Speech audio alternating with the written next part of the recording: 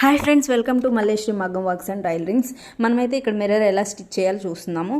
ఇక్కడ చూడండి 1 2 3 4 5 6 ఈ విధంగా చైన్ స్టిచ్ అనేది మిర్రర్ మ్యాచ్ చేసి అదేవిధంగా కొంచెం పెంచుకుంటూ ఈ స్టిచ్ అనేది చేయాలి.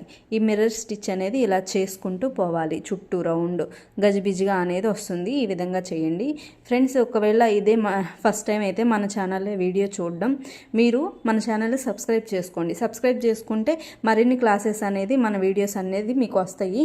మనం మగ్గం వర్క్ ఫుల్ కోర్స్ అనేది ఎలా ప్రాక్టీస్ చేయాలి, ఎలా చేయాలి అనేది ఫుల్ డీటెయిల్డ్గా క్లాసెస్ అనేది ప్లేలిస్ట్లో యాడ్ చేయడం జరిగింది. వివరంగా క్లాస్ 1 క్లాస్ 2 అని చెప్పి ప్రతి క్లాసు నేను మీకు చాలా ఈజీ మెథడ్లో ఎలా నేర్చుకోవాలి ఇంట్లో ఉండి అనేది నేను చెప్పడం జరిగింది.